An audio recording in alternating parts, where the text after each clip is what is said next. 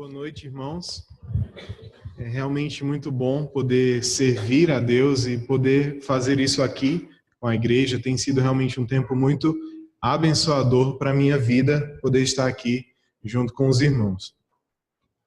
Nós temos estudado juntos, há algum tempo já aqui, o livro de Romanos. Esse livro que é muito importante, um livro importantíssimo para a nossa vida, para a nossa conduta como cristãos.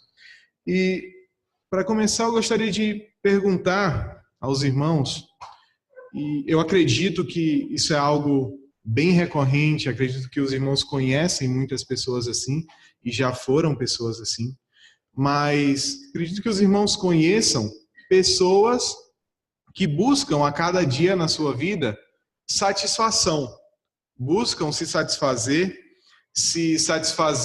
buscando receber coisas de Deus, buscam se satisfazer em prazeres do mundo, buscam se satisfazer recebendo, sempre recebendo coisas, mas nunca se doando. E nós sabemos que a vida cristã, ela não é a respeito daquilo que eu posso receber de Deus, ela é a respeito daquilo que eu vou dar para Deus, porque tudo aquilo que nós tínhamos para receber, todas as bênçãos, lá em 1 Pedro, capítulo 1, verso 3, diz que Deus já nos deu tudo o que nós necessitamos para a vida e para a piedade, por meio do conhecimento daquele que nos chamou para a sua glória e virtude. Então, a partir do momento que nós recebemos todas essas coisas, nós agora nos entregamos a Deus. E é disso que o texto que nós vamos estudar nessa noite fala. E é disso que o livro de Romanos fala. O livro de Romanos, a partir do capítulo 1 até o capítulo 11, ele traz para nós vários preceitos e várias instruções de Deus e nos lembra de tudo aquilo que Deus já fez para nós. Nos lembra da justificação, do evangelho de Cristo, que foi dado a nós para que nós pudéssemos conhecer a Deus através desse evangelho, que nós pudéssemos ter uma comunhão com Ele. E a partir do versículo 12 em diante, do capítulo 12 até o capítulo 16, nós vemos lições mais práticas. Como agir a partir do momento em que eu recebo essa dádiva de Deus. Como agir agora que eu conheço esse Deus Altíssimo, como agir, como viver a vida cristã. Eu convido os irmãos a abrirem comigo lá em Romanos 12, um texto muito conhecido, como o Jonatas falou, Romanos 12, do verso 1 e o verso 2.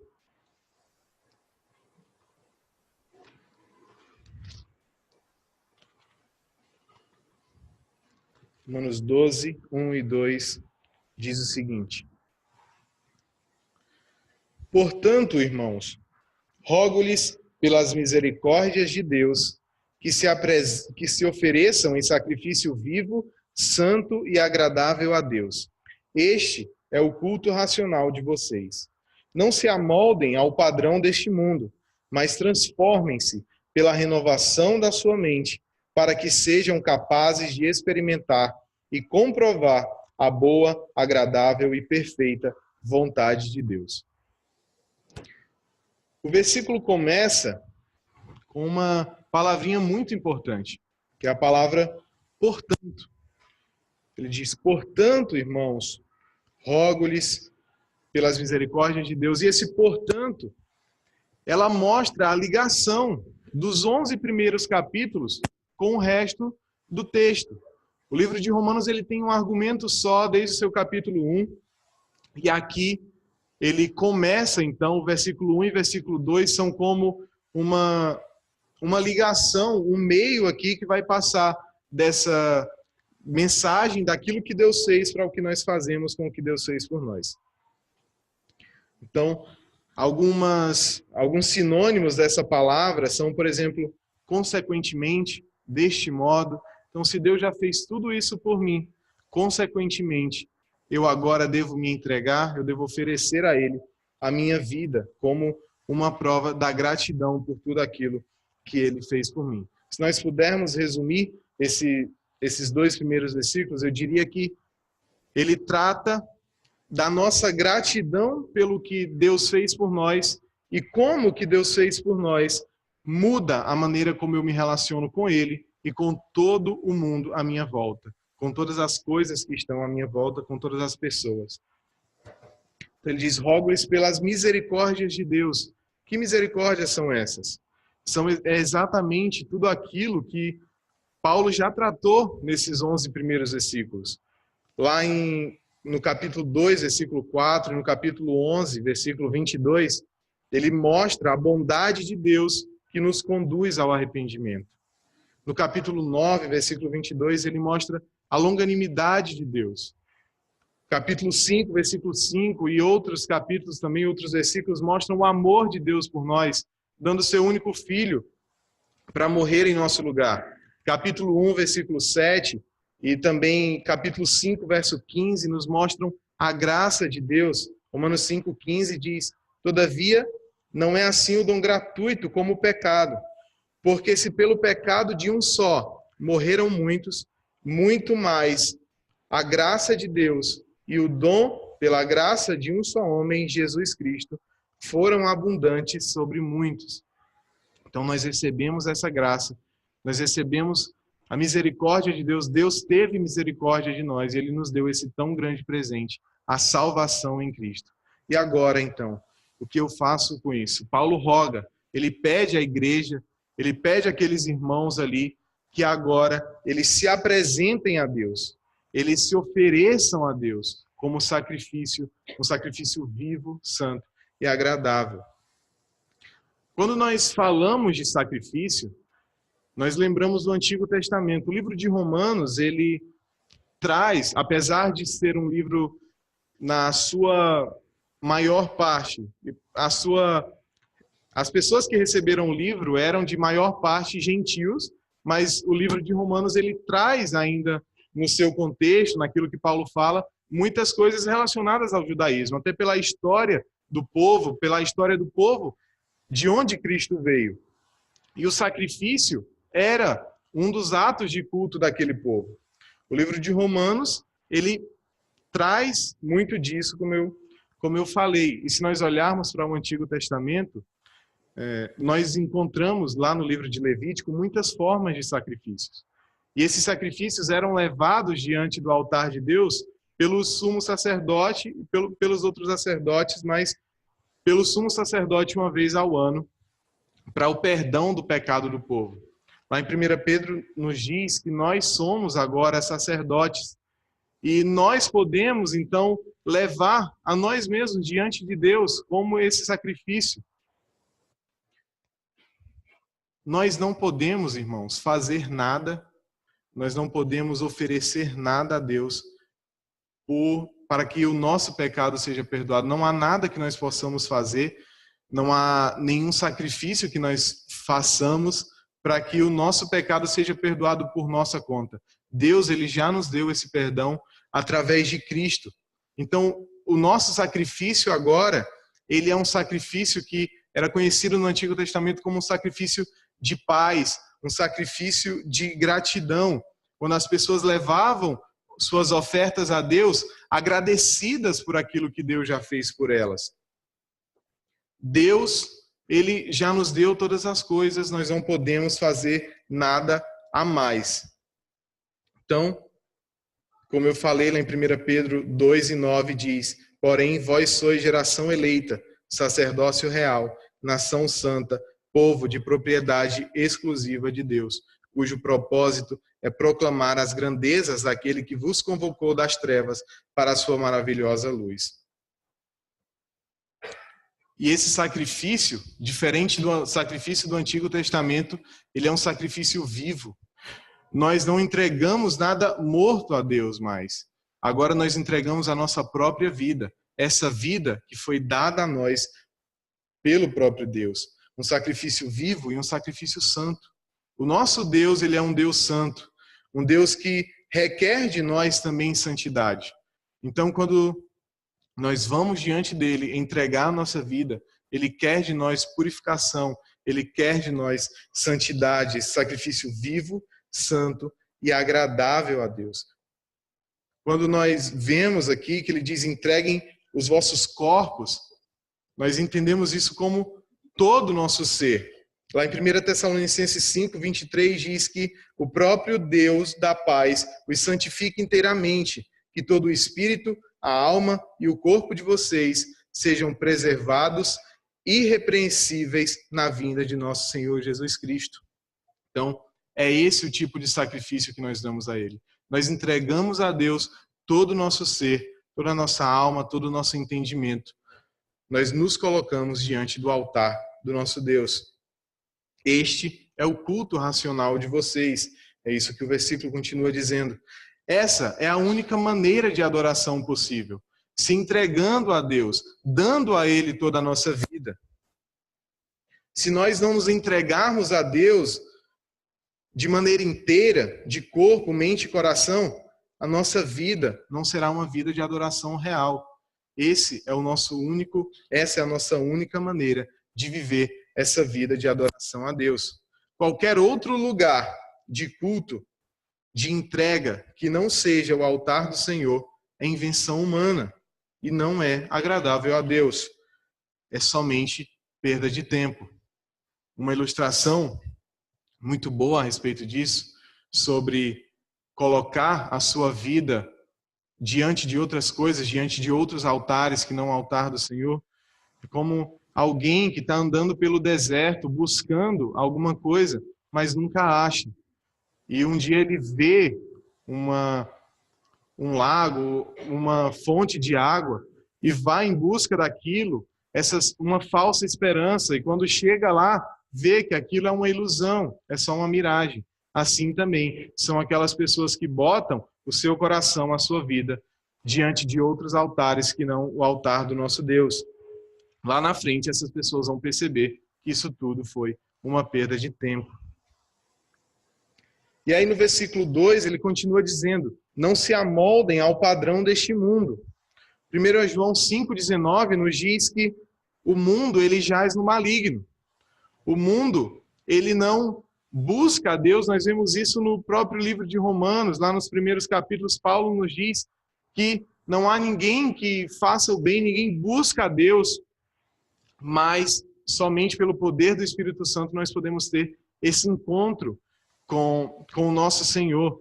Mas o mundo, como eu falei, ele jaz no maligno. E todas as suas ideologias, tudo aquilo que o mundo acredita que vai contra a palavra de Deus, tenta nos cercar e tenta nos levar, nos ganhar e tenta nos fazer viver a nossa vida de uma maneira que não agrada ao nosso Senhor. Mas isso é tudo vão, tudo isso vai se acabar. O ser humano, ele deve se entregar e ele deve buscar somente aquilo que está de acordo com a palavra de Deus. Então, não se amoldem ao padrão deste mundo, mas transformem-se pela renovação da sua mente. Aqui nós temos um paralelo. Uma vez que eu não me amoldo ao mundo, uma vez que eu não sigo essas filosofias, essas ideias, uma vez que eu não me deixo levar por isso, agora a minha mente ela vai ser transformada pelo Espírito Santo. Embora nós sejamos salvos e justificados através de Cristo, nós ainda podemos nos distanciar de Deus. Nós ainda podemos perder e deixar com que essa comunhão com o nosso Senhor, ela vá deixando de existir a cada dia. Mas o Espírito Santo, ele nos incomoda, ele nos avisa, e nós devemos então buscar diariamente essa mudança de mente, ser transformado pela renovação da nossa mente.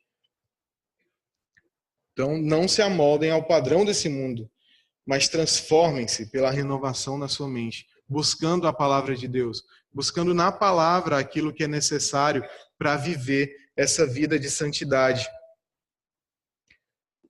Para que as filosofias do mundo não tomem conta da nossa vida e nos tirem, então, essa comunhão preciosa que nós temos com o nosso Deus.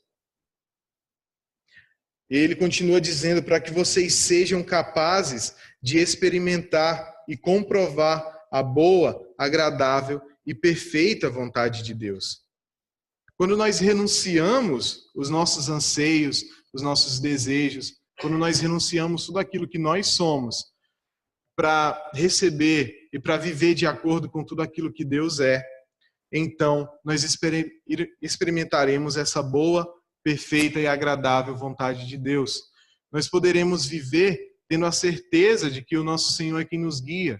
Nós sabemos que tudo o que está na Bíblia é para ensino nosso, é para que nós possamos viver da melhor maneira possível, honrando e glorificando ao nosso Deus. E quando nós passamos por esse processo, quando nós buscamos essa renovação na nossa mente, a vontade boa, perfeita e agradável de Deus, ela vai ser experimentada e comprovada por nós. Quando nós olhamos para tudo isso, meus irmãos, e nós olhamos para os versículos seguintes, Paulo ele vem falar, ele traz depois desses versículos uma lista de verbos que nos mostram ações práticas. Realmente, como eu falei, do capítulo 1 ao capítulo 11, ele traz mais história daquilo que Deus fez por nós e depois ele vem trazer as lições práticas. E se nós formos ver alguns desses verbos, ele diz: odeiem o que é mal, apeguem-se ao que é bom, que nunca lhes falte o zelo, que sejam fervorosos, que amem aos seus irmãos, sejam obedientes às autoridades. Nós vimos aqui mais cedo com o pastor Vitor a necessidade de confiar em Deus, de que Ele tem o poder e que toda autoridade é dada por Ele. Que nós possamos realmente confiar no nosso Senhor, colocar nele os nossos anseios, os nossos desejos diante do altar do nosso Deus. Lá no Salmo 98, Salmo 98, o salmista expressa isso muito bem. Os irmãos puderem ir para esse salmo comigo.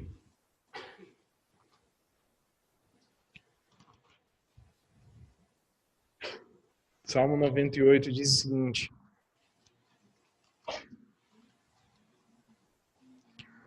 cantem ao Senhor um cântico novo, pois Ele fez coisas maravilhosas.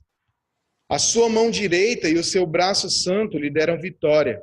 O Senhor anunciou a sua vitória e revelou a sua justiça às nações. Ele se lembrou do seu amor leal e da sua fidelidade para com a casa de Israel. Todos os confins da terra viram a vitória do nosso Deus. Aclamem o Senhor, todos os habitantes da terra. Louvem-no com cânticos de alegria e ao som de música. Ofereçam música ao Senhor com a harpa, com a lira e ao som de canções, com cornetas e ao som de trombeta. Exultem diante do Senhor, o Rei. Ressoe o mar e tudo que nele existe, o mundo e os seus habitantes. Batam palmas os rios e juntos cantem alegrias aos montes. Cantem diante do Senhor, porque ele vem julgar a terra, julgará o mundo com justiça e os povos com retidão. Esse é o nosso Deus. E o salmista, ele enxergou muito bem isso. Ele olha para tudo que Deus fez, todas as obras maravilhosas do Senhor, como o Senhor se lembrou do seu povo, e ele louva, ele exulta, ele diz: aclamem ao Senhor. Busquem, invoquem o nome do nosso Deus. E é isso, meus irmãos, que nós devemos fazer.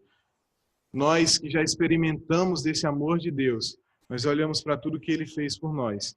E a única reação que nós podemos ter e que nós devemos ter é entregar a nossa vida, é oferecer a nossa vida como um sacrifício vivo, santo e agradável a Ele.